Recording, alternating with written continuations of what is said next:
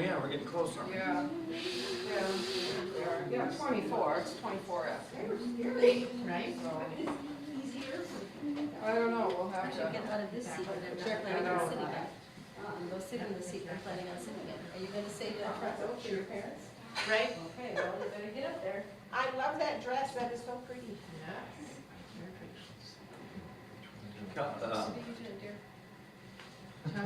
Custom. I know. Well, that might actually. Guess I should. Right. There, it's not their friend, they're doing reading books. Oh, good to see you. Thank you. That's the reason we need more people That's in the here. only reason.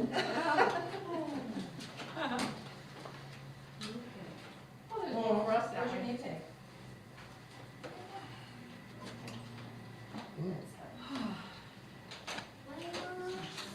It's part of what always makes me nervous.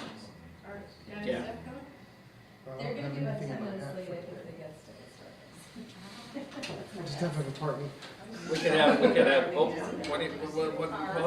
question box Sunday, and then people just fire you questions. That's what I meant, yeah, see, we are prepared. Yeah. They were there, plans and they're good, I'm like, where are these things? And then some of them pulled up to look at the free stuff over there. And I said, you know what this is?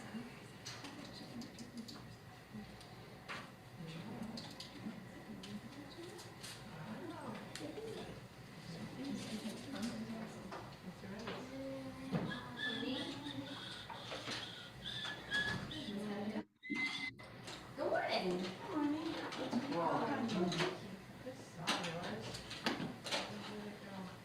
I wonder where, Brian, seen Laura in a while. Somebody had some information about it, I can't remember exactly what it was, but It's like all There of a was sudden, some- whoosh, she's there was not some- been here all of September. Somebody and called her, you know what I'm which seat talking do you about. want?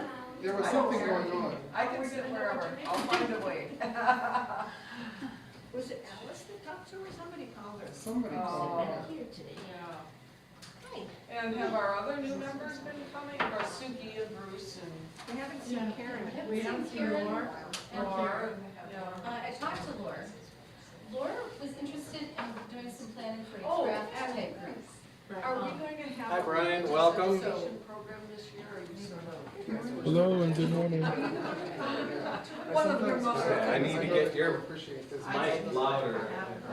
Yeah, right. I remember my mom doing them here, right? Yes. Yeah, I get it. That's right. Yeah, Professional. yeah, exactly. Yeah. Brian, can you try speaking again? Sure, can you hear me any better now? Good morning, Terry. Hello, hello. Yeah, that's better. I just needed to turn up volume here. Cal? Recovering from some minor surgery. Good morning. Oh, yay. She's not doing her job. Right. She wanted you to sit in the front row so she could do her job better. Here we are. Oh, okay, so put them in the envelope and you guys get it? Okay, because Alice isn't here. Yeah, I'll take them.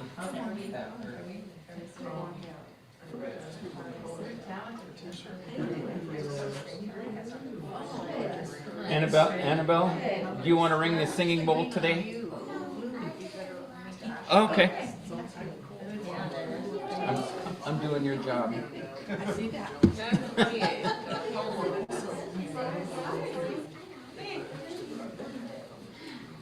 Go ahead. We can share, how about that?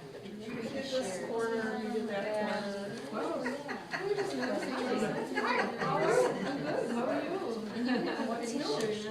I'm in my grubby stuff, I'm like grubby, but I'm going right from here to here.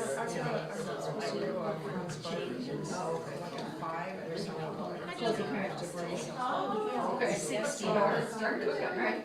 Well, I have to make a Okay, yeah. Well, we do our Sunday, because I usually.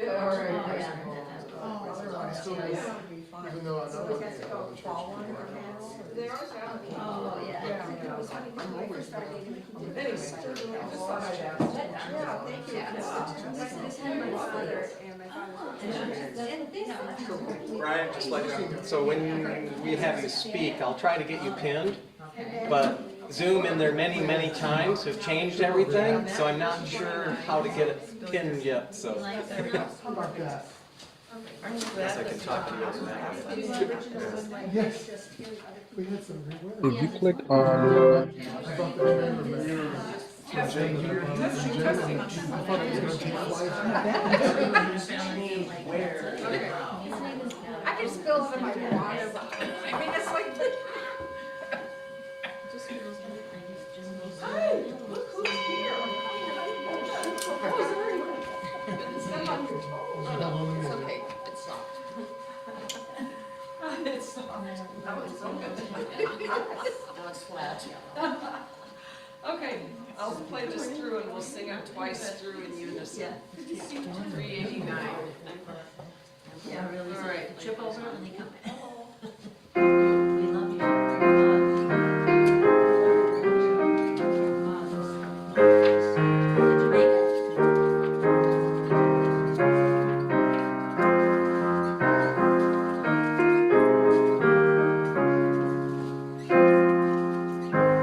Here we go.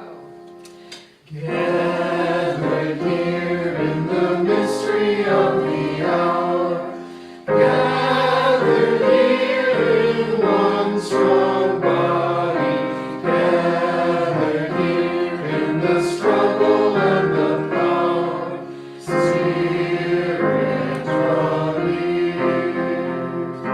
Gathered here in the mystery of the hour, gathered here in one strong body, gathered here in the struggle and the power, Spirit draw near. Good morning. Good morning. Welcome to all who have joined us in person, and welcome to all who've joined us online. We're glad that everyone is here to join us. I want to take a moment to introduce Brian Mack, who is going to be presenting to us a little bit later about the evolution of God. Sounds very interesting, right? I think so. Of course, I'm biased because Brian was one of my best students at Eden Theological Seminary, and so we're really glad that he's here with us. Hi, Brian. My name is Brian as well, spelled correctly, B-R-Y-N, and my pronouns are he, him. I also want to take a moment to talk about next Sunday. I unfortunately was already scheduled not to be here next weekend, but my publisher was going to be coming on Zoom. She's the president of the publishing company, but she wasn't going to talk about that. She was going to actually talk about science and religion.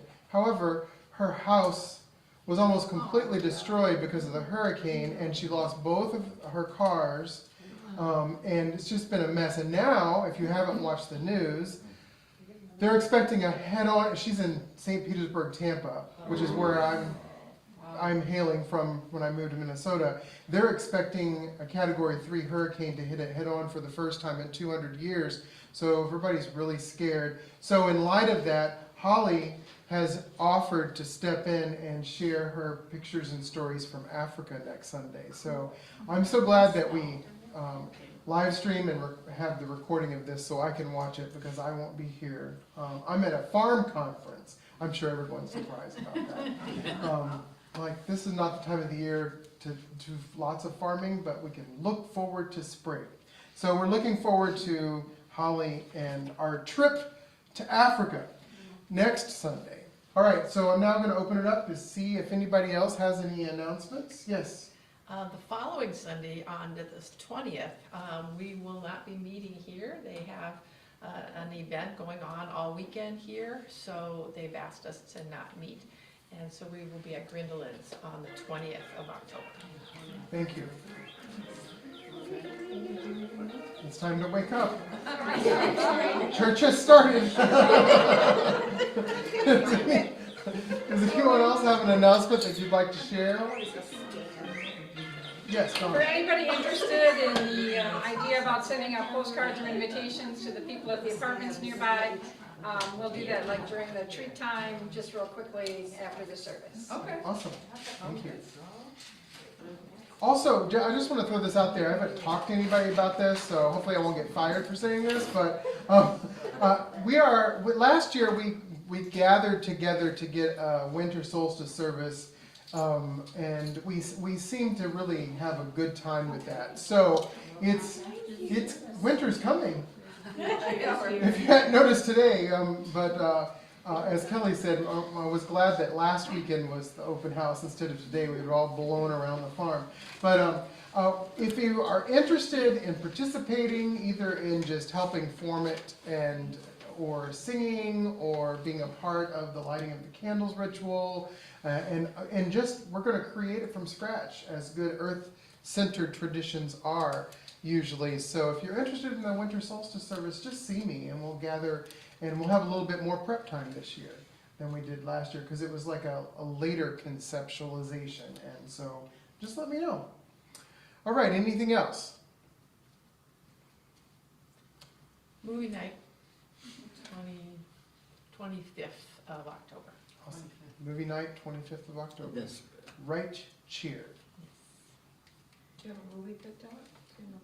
Do we have a movie? Do we have a movie picked out? No. We have We have it down to a couple, but we'll figure it out. Yeah. Probably announced next Sunday. Probably. Only probably. We'll just leave it at that. It'll be good no matter what. Yeah. Oh, I And the mean, company is sure. even better, no matter what. Yeah. All right, well, with that, what I would do now is invite you to take a deep breath, slowly. Try to separate yourself from the chaos of the world and our lives and all of those things that distract us from our own centeredness, of which there are many things. And let us come together in this time of fellowship and meditation to enjoy this prelude.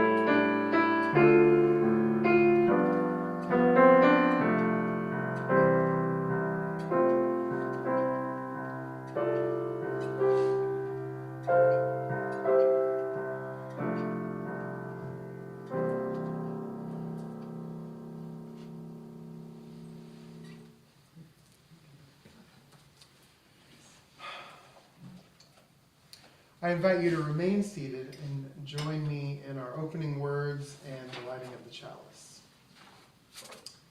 We welcome all as we gather together with love as the center of our faith. We know that love is a verb, and we open ourselves to the actions that come from love. Love does not tell us what we should believe. Love tells us how we should be.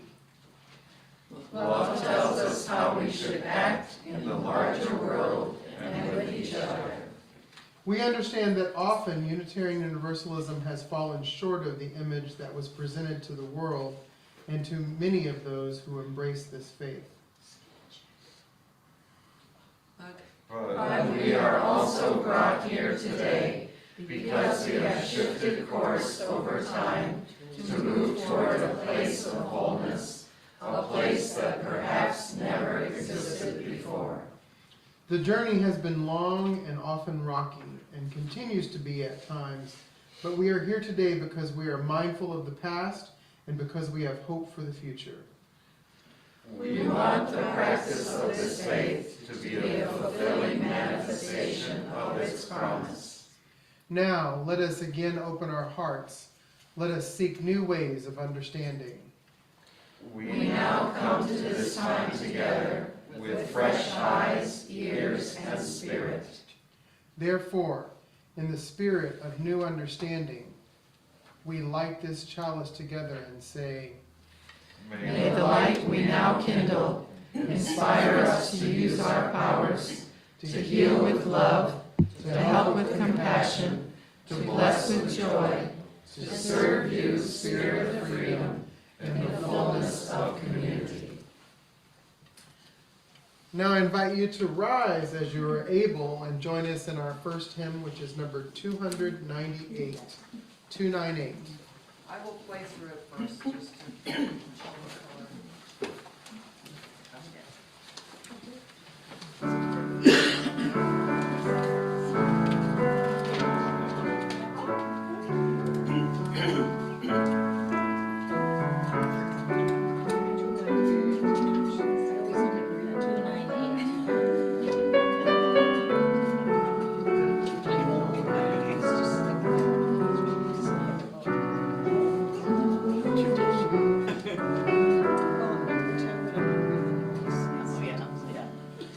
Wake now my senses and hear the earth call.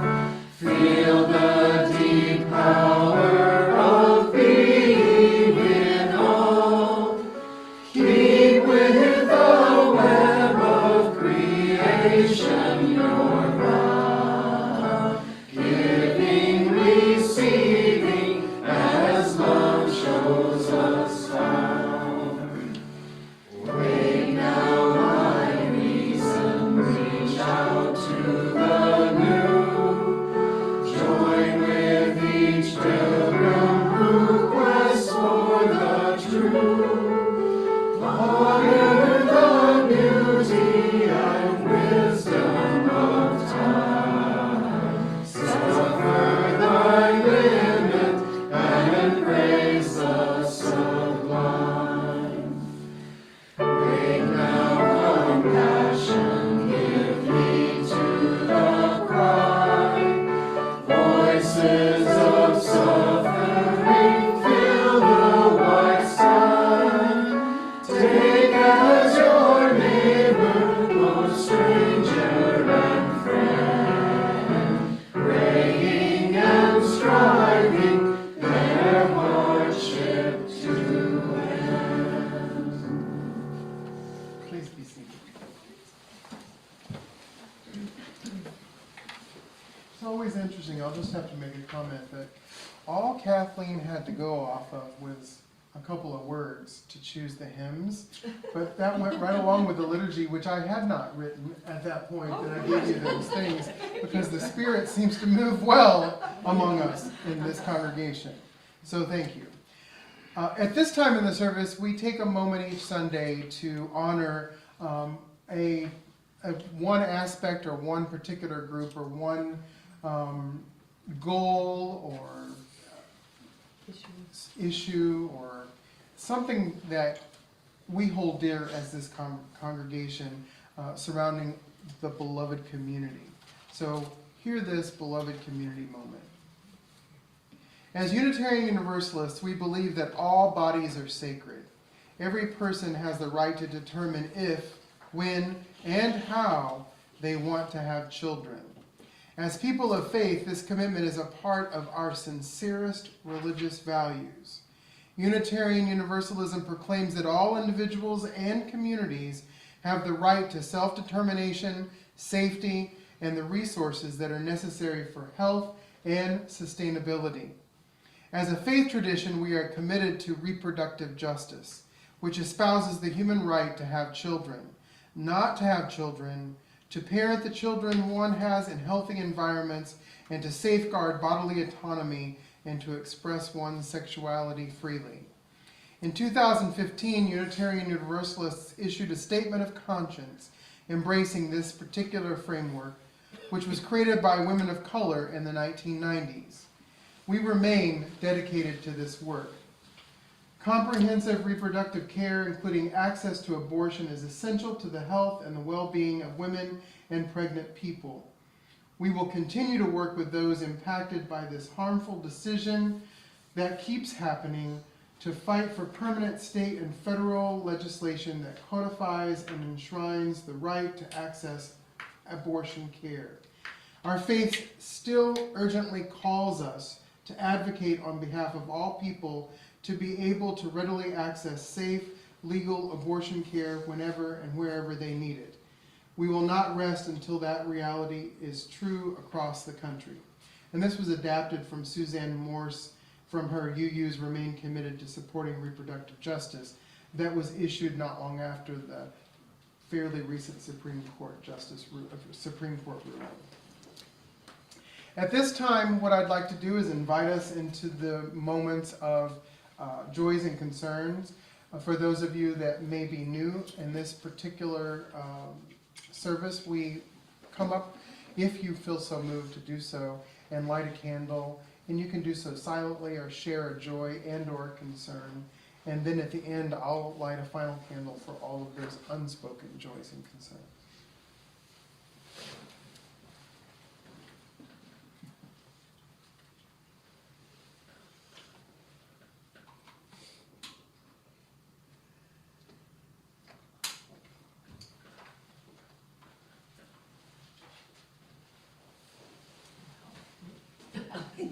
Go, you go.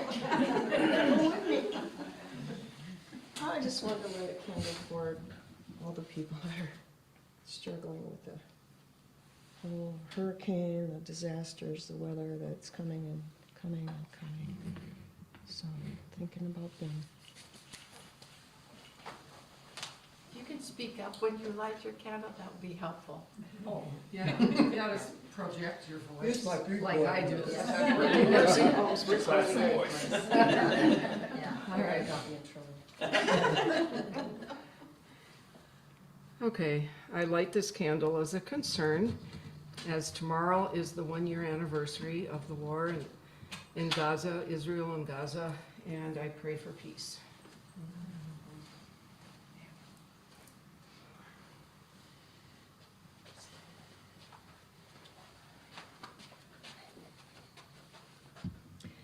I didn't want to go first because the world issues are so much bigger than my little issue.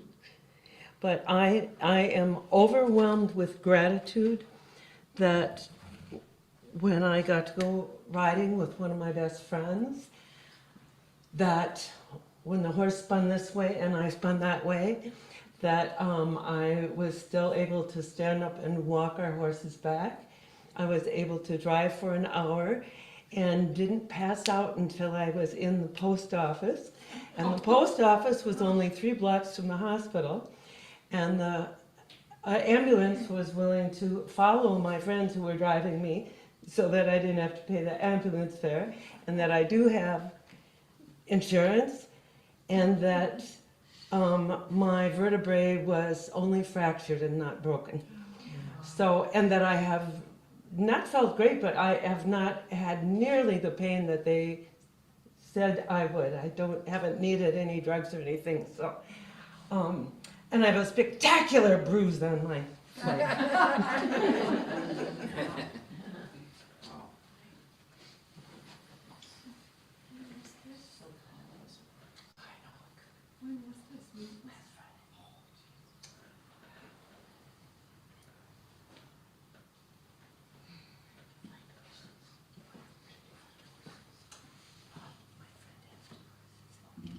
I have a joy for my dad. He had one last good friend left in his breakfast club at 92, that's to be, or 91, that's to be expected, but he was on hospice.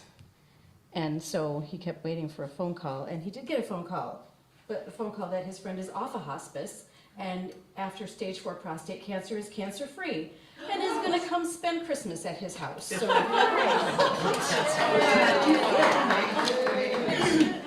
That's insane.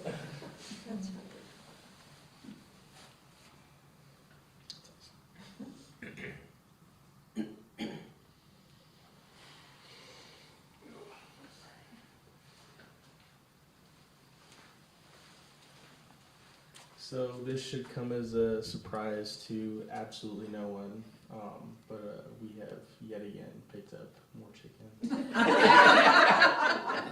Joy or concern? I don't know yet. Yes. And how many is that now? Some many are did over you pick? 100. Eight this time, but I don't know how many we have now.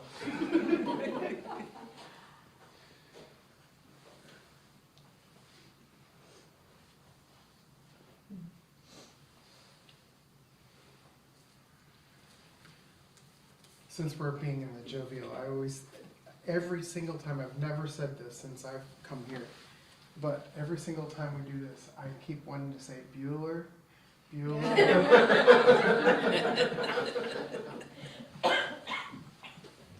So I'm gonna light a candle. I know that it's already been mentioned, but I want to light a candle for those who are recovering from the recent hurricane, and then for those who are in a very similar path who are now preparing for another potential hurricane. And then I'm going to light a candle of joy, because not only did we acquire more chickens, but yesterday marks a very important event in the life of our farm, because we've received our first egg.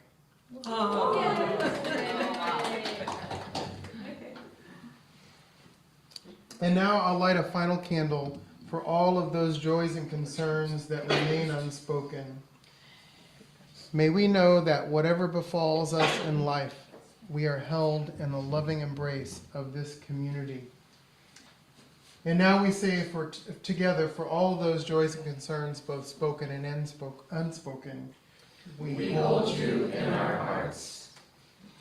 It is my distinct honor and pleasure to turn the service over to Brian Mack, who is going to bring us our word today. Good morning, friends. Can you all hear me okay? Yes. Perfect. Perfect.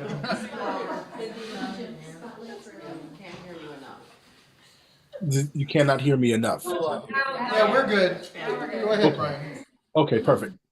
Good morning again. It's so good to be with you guys. As Brian said, he was one of my professors while in seminary. I'm hopefully wrapping that up in May.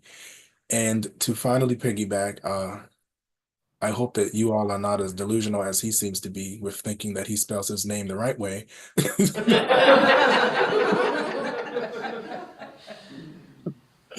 But We're open-minded, Brian. okay, I'll take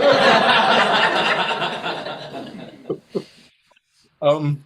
So as he said earlier, I want to talk, and I promise I won't be long. I want to talk very briefly about an idea that I'm wrestling with on the evolution of God, and how I think that this idea is helpful to those of us kind of living on the planet right now, and contending with any thought around our proximity to any deity, whether it be the biblical idea of God or whatever concept of deism that you ascribe to.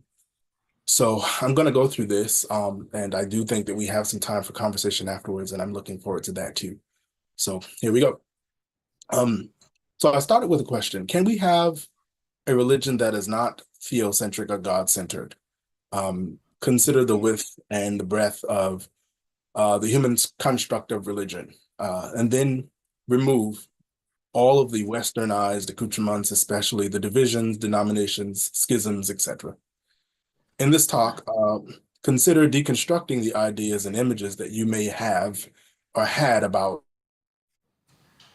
In this sense, consider God as a biblical or even a moral character, even though I will cite some scriptures, seminarian, so I guess I have to use the scriptures.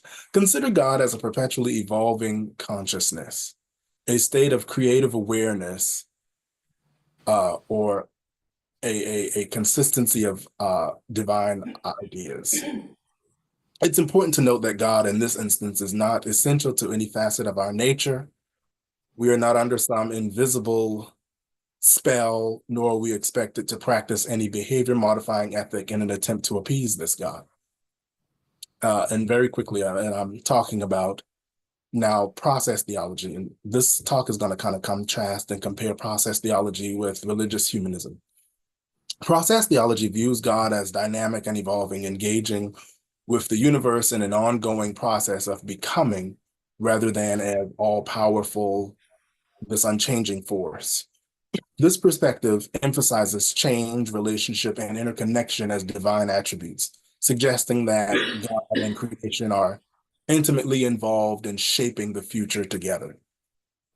Whereas religious humanism centers human experience and reason, often downplaying or rejecting supernatural elements, while bringing and upholding ethical living, human dignity, and the power of community. It emphasizes humanity's potential to create meaning and promote justice as inherently valuable, focusing on the shared human journey rather than divine intervention. And now for a thought-provoking question. I once heard it said that every good leader or creator leads so well until they work themselves out of a job. This notion suggests that a leader's success is measured not by how long they hold on to their position, but by how well they prepare others to carry on the work in their absence. I want to pose this idea. We place God in this leader's seat and ask ourselves, has God worked himself or herself out of a job? Has God prepared humanity to the point where we no longer need God? Process theology suggests that God evolves along with creation. This leads to the provocative question, with the rise of secularism, where we see 15 to 20% of the world identifying as atheists or non-religious, could God be evolving out of usefulness in our society? Humanism offers an ethical framework without the need for divine authority. As Ken Granderson puts it, a humanist is essentially an atheist with strong moral convictions. One of the key concepts of humanism is goodness for goodness sake, doing the right thing, not for divine reward, but simply because it's the right thing to do. This raises a critical question. What will incline people to be moral if we remove divine motivation? Today's societal systems often address our basic human needs, which leaves us asking, why do we harm one another when we have systems in place for survival? Ethics in a modern secular world needs exploration beyond religious frameworks. Now, if I could use some scriptures to support process theology, I would go to Genesis 1 and chapter 1, verses 1 and 2. Process theologians interpret this passage in the creation narrative as God continually bringing order out of chaos, emphasizing ongoing creation rather than some static oneness event. If I could use a few more, I would use Exodus, where God reveals itself as saying, I am who I am. And this is seen not as a declaration of eternal immutability, but as God being in the process of becoming. And finally, I would use Jonah 3 and the narrative of Jonah and the whale, where God changes his mind in response to human action, highlighting the dynamic relational nature of God's interaction with the world. So we see that God is this evolutionary becomingness, if I could say that. Human agency should be foundational to ethical decision-making and moral responsibility in shaping the world. Now let's investigate our why. Religious humanism should promote ethical living based on reason, empathy, and shared human experiences rather than divine command. Would you describe yourself as a good, moral, or ethical person? If so, why?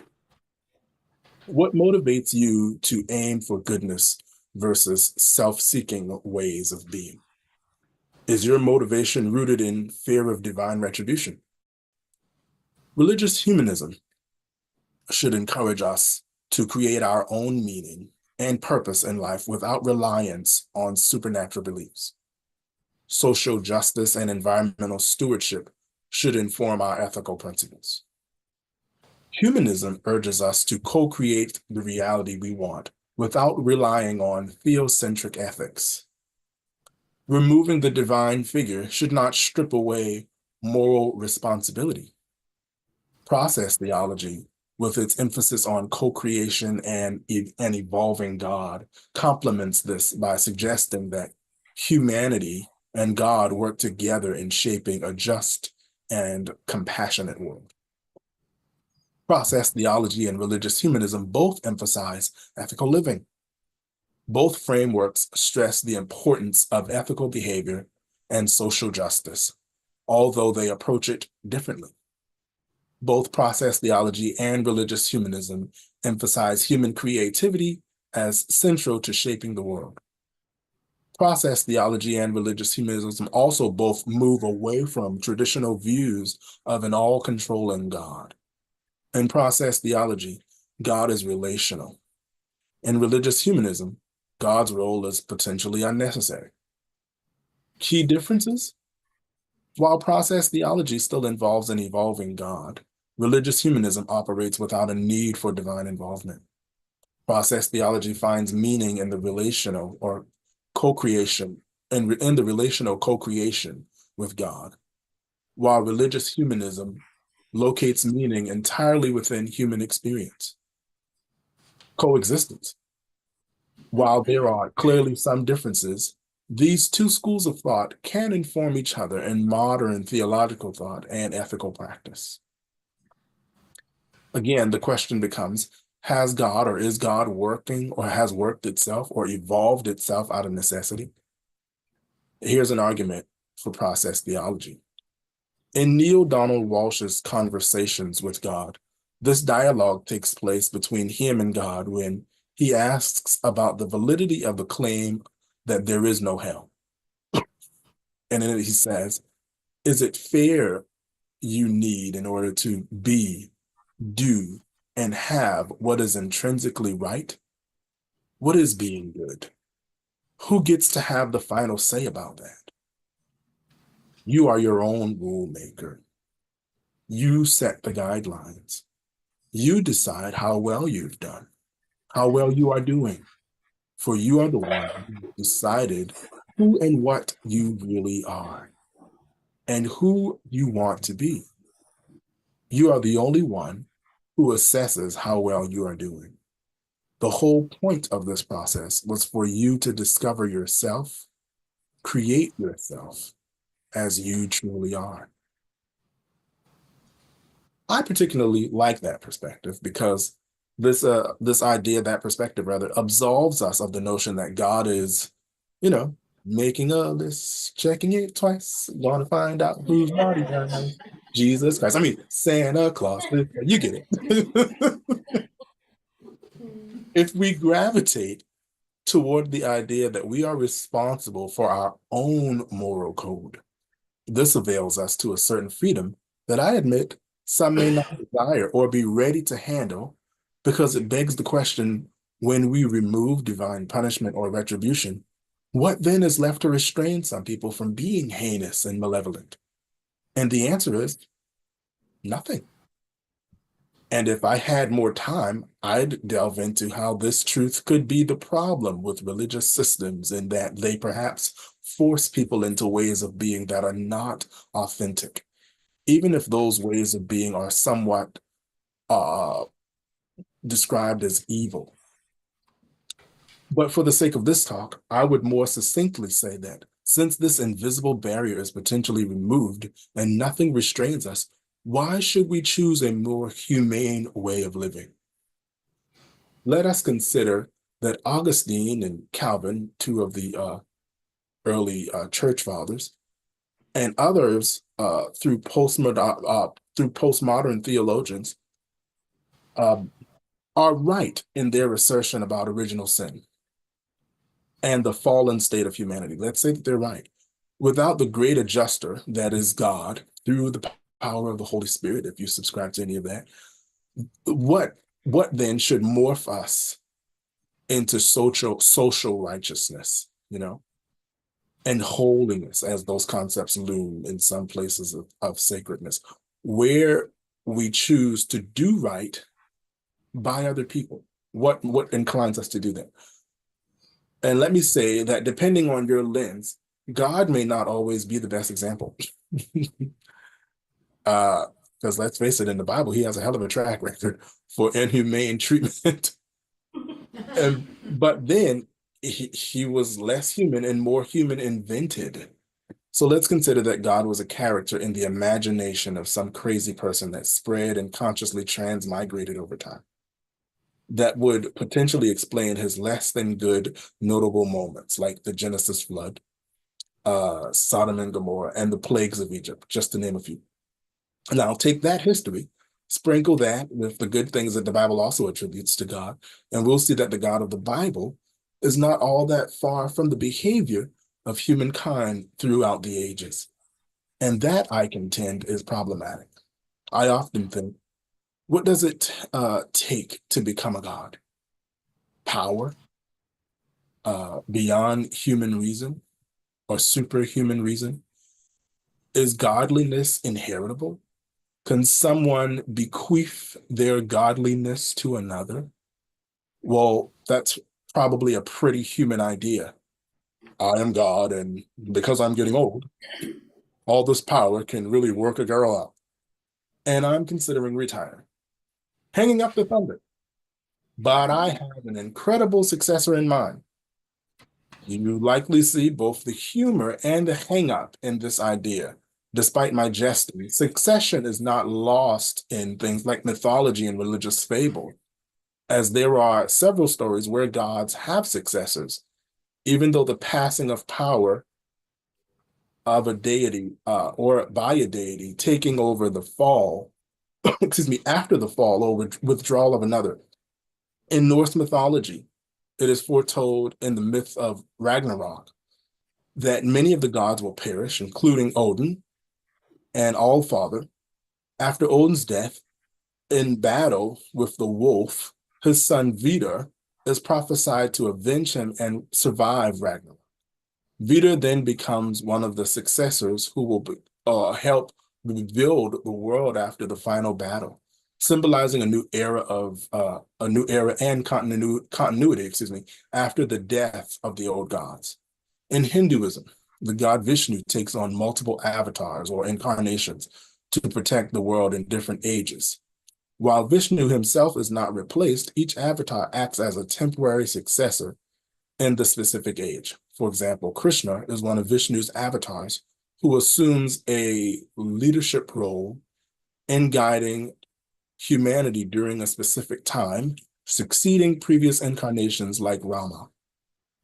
This cycle of avatars is a form of succession in response to the needs of the world. While these are just two, there are several of these types of succession stories. So with this monotheistic God of the Abrahamic faiths, who could be the God of people who typically use the term God without any thought to a particular deity, who might his successor be? Who might this God's next line be? And of course, we know the story of Jesus. But beyond that, I say that we are the successors. We are the avatars. We are the continuation. We are the evolution. But as fate would have it, God has probably worked or evolved itself into a better version. Billions of better versions through us. We can be the better version because we can choose to accomplish good without the shedding of blood. We can choose to create a world together where there is not a marginalization of a group based on their abilities or inabilities, who they love, where they are from, what they look like, or what they believe about us. This successive evolution is our chance to be gods, as it is written in Psalm 86:2, or 82:6. Verse 7 says, "But ye shall die like mortals." I ask, But must we? I say we die like gods, in honor, with laud and veneration from other gods, based on our commitment to just be noble and have a commitment to the social upward mobility of every god we see. This is how we transition power. This is how we elevate to the status of gods. What is the use of having the power of a god, but the temperament, judgment, and thinking of a mortal? Choose to live forever. How mayest I do that, you might ask? By creating an everlasting abode for the divine good, here and now. Not believing that that divine good is off somewhere in some distant next life, but choosing to create it and co-create it now, with yourself, with your neighbors, with your friends, with other gods, as we all have the same power to do that. And that is the end of my talk. Very good.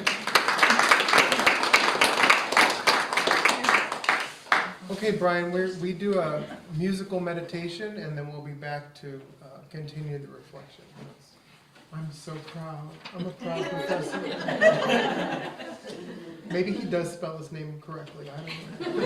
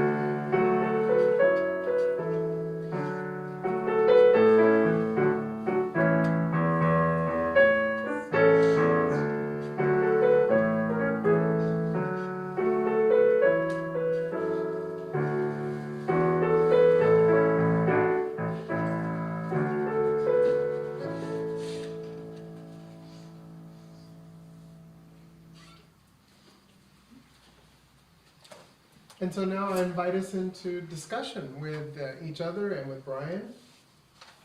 And go.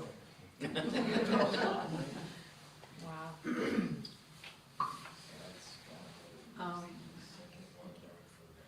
Okay, Brian, can you hear me okay? Yes, I can hear you fine. Yes. Okay, hi, I'm Carrie, nice to meet you. You too. I don't think there's anything any theologian could say to me that would convince me that the divine is anything but immanent, transcendent, eternal, unchanging. And so, but, I mean, I was really interested in your talk anyway, and I thought, well, I'm just going to translate this all the way through. He's not really talking about the divine changing and evolving and becoming different things.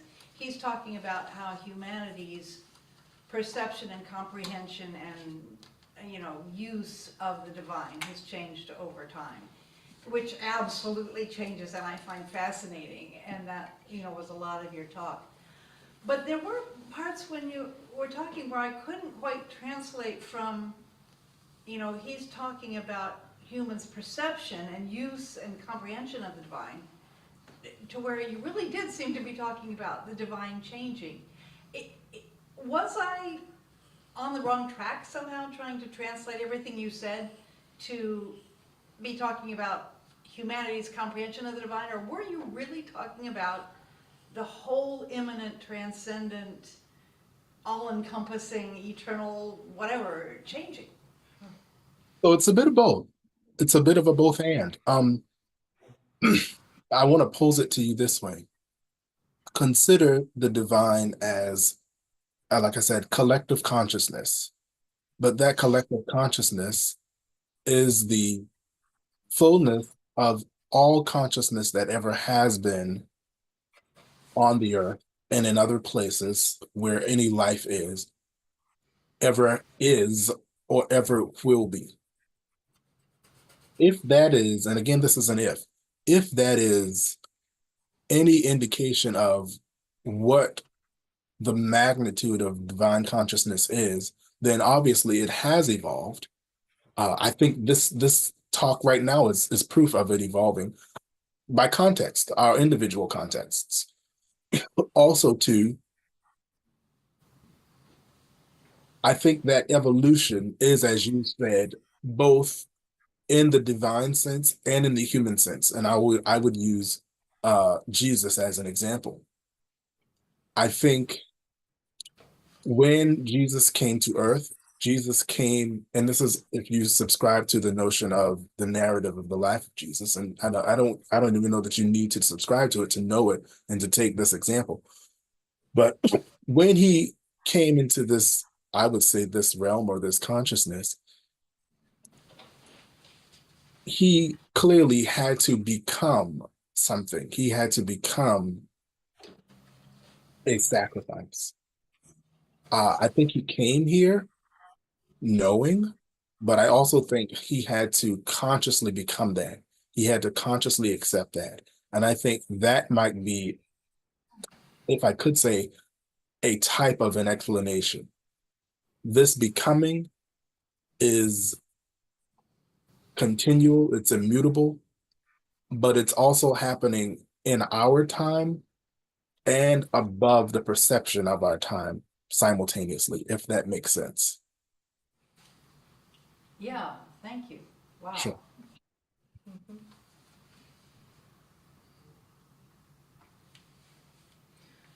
I have a question about the Christian narrative, and wondering if when they developed the Holy Trinity, the Holy Spirit part of that is part of the evolution of being decentralizing the divine towards human, whether it was a conscious idea or not, to have people recognize the Holy Spirit as God is in me or whatever. Is that making sense? Yes. My thought is, let's say I have, and you've probably seen me take sips of this water. I have this canister of water, and I take this water with me to the beach. I live maybe 30 minutes away from Folly Beach. And I say to myself, I'm going to put all of the beach in this canister, then I'm going to come back home. We all clearly know that that will never happen. It is impossible.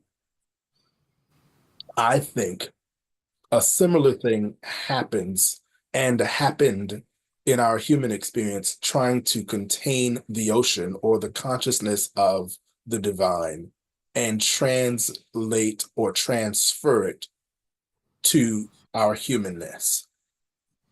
And I'll espouse that deeper by saying the title Holy Spirit, or any of the titles that we ascribe to the, however you want to look at God or divine consciousness or holiness, or because for every person you ask, you're going to get some other rendering of description. I think that same incontainableness is our finite attempt, and that attempt is limiting. And what it does is it constrains us, and also language also does. I think language also constrains us. But again, that's the best we have. And I think if we approach this entire field of thought with the notion that all of us are doing our best to describe something that is completely othered to us, that is completely apart from our function and our person, then I think we give each other a little more grace for all of the undeniable errors that come with our attempt, if that makes sense.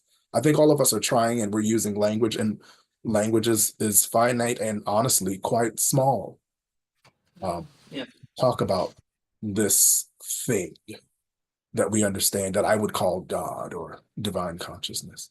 And that inability on our part will always render us a step behind, or render us not quite having managed to do what we hope is our best, to describe something that we really don't have a full awareness of. And that, to me, is this sacred evolution that I'm talking about. Because this evolution is eternal, it always is, it always has been, always will be becoming. We're always going to be behind, I think. And it sounds dismal, but I don't know. I personally find a sort of peace in that there is something bigger, greater, faster, more evolved. And I'm in this constant pursuit. And I'm in this constant state of wonder and mystery behind this thing. Thank you. Yeah. One of the things that comes to my mind whenever, just one of the millions of things come to my mind when I listen to you, Brian, is a quote from my professor. Talk about generations of academics. If anybody's ever heard of Marcus J. Borg. Oh yeah. I'm not sure if you- So he was one of my professors. I had the lucky opportunity to study with him for a summer term when he was a visiting professor at Chicago Theological Seminary. That's the same story at the same time that I met Barack Obama, if anybody has heard me talk about that. But one of his famous quotes is, the Bible is how our ancestors saw and encountered and thought about God, not how God sees things. Right. And that's, he said it in so many different ways, that's not the direct quote, but you get the idea, is that part of what Brian is saying, I think, is talking about how in some ways that sounds really limiting and dismal, like it's just, this is just how people thought about God, and this, but they also thought the earth was flat. But that doesn't mean that the earth was flat, but it didn't mean necessarily that they had to stop what they were doing and that what they said didn't matter, even though they thought the earth was flat. And so I'm just using that as a parallel structure, is that there are people that hear that quote and automatically call it heretic. We wouldn't, in this congregation, we would be like, oh, that's very insightful, right? Okay, yeah, I get that. But those people just stop listening to it. But what I think is important about this conversation is that it is a starting point, and that we're all in process of becoming, and God is in the process of becoming. And I think that to use the Jesus narrative too, for those of you that don't necessarily subscribe to it, just to give you information, in the New Testament, Brian has cited the Old Testament an awful lot, which I appreciate because I am an Old Testament scholar. But in the New Testament, Jesus changes his mind, because he said, when the Samaritan woman came to him and said, please bless me, then Jesus said, I only came here to save the Jews. And she's like, over time, several times she keeps asking, and then all of a sudden Jesus changes his mind and says, okay, you know what? I guess you're right. But you get these people that believe that if you're a Jesus believer, or if you know people are, they say Jesus is the same yesterday, today, and forever. Well, if you say that, then you're going against Scripture, because it's right there in the gospel that Jesus changed his mind. But that, as Brian was saying, if you take Jesus as an embodiment, as one embodiment of the divine, then that's an example of God changing. And the same thing goes for the Hindu stories that he told as well.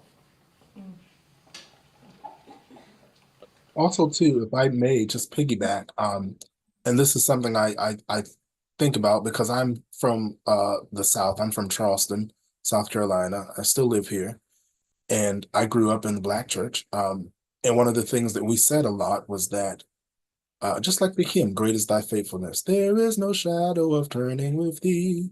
All I have needed, thy hand hath provided. Great is thy faithfulness, Lord, unto me." Right? So there's this idea that God doesn't change.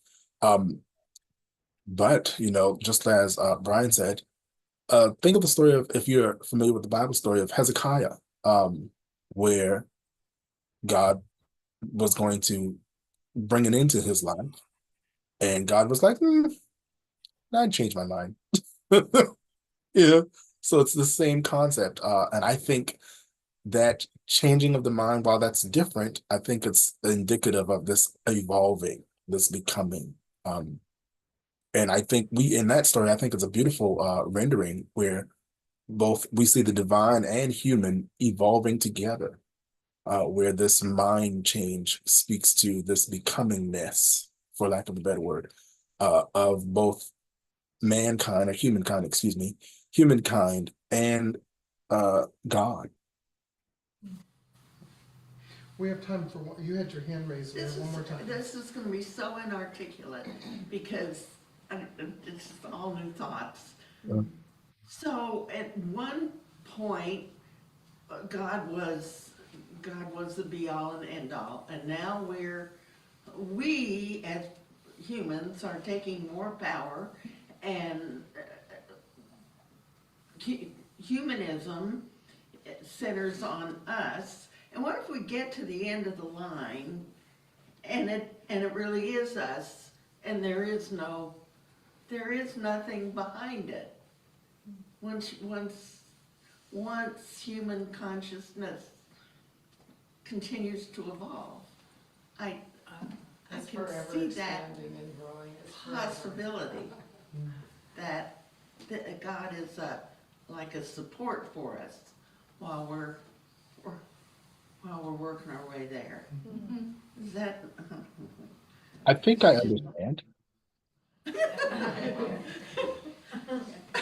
And if I do, let me respond and you tell me if I'm on the right track. I said this in the talk.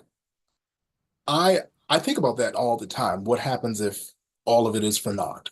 We get to the end and there is the end, the end. I think I will have been good for goodness sake. Yeah. I don't know if any of you are in the healthcare profession, or perhaps maybe any of you are physicians or retired physicians or what have you, but physicians take the Hippocratic oath to do no harm. I like that just because, without consequence, I'm okay with that. I'm okay with the attempt that I have done no harm. And again, without fear of divine retribution if I have. And of course, that's a wider scope, but and am I in the vein of what you were talking about? Yeah. But it just, I'm sorry for taking up time here, but these are just such new thoughts for me. It's really wonderful to listen. Thank you. Yes, thank And on you. that note, thank you, Brian. I appreciate it. We're gonna have to move along because it's almost time, but we will have time if anybody wants to continue to discuss this over treats at the end, my favorite time. Feel free to do so. And Brian, you can stick around too. So what I'd like to do now is invite you all to rise as you are able and join us in our closing hymn, which is 128. Thanks again, Brian. 128.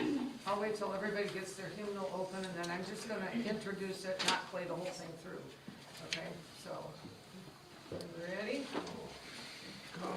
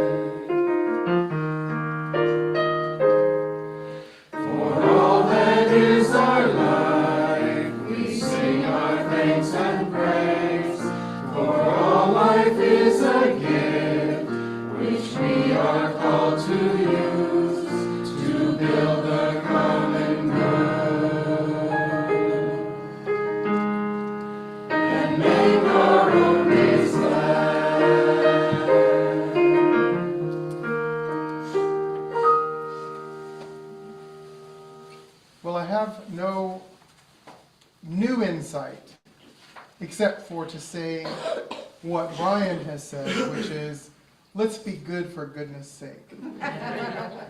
So let's join together in our closing song, Sending You Light. I'm just gonna introduce it, and we'll sing it in unison just with chords, and then we'll sing it a little more robustly in a second.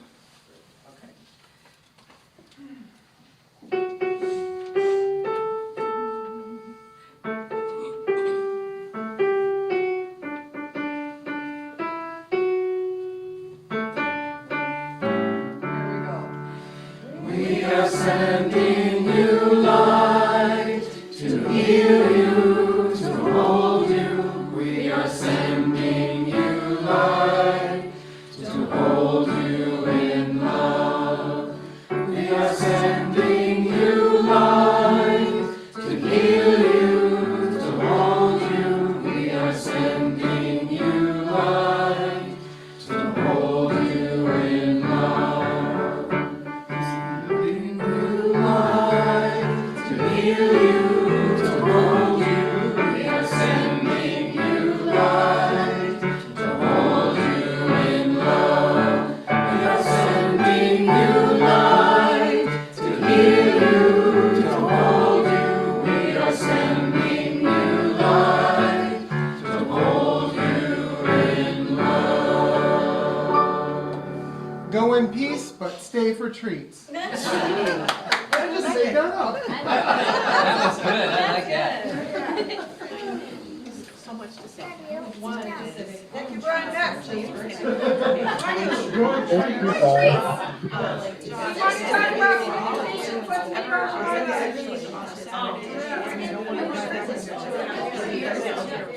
Yeah. Whatever. Okay. Anytime, but just Saturdays I can say that. Yes, I figure, well, okay, but I heard that's just like.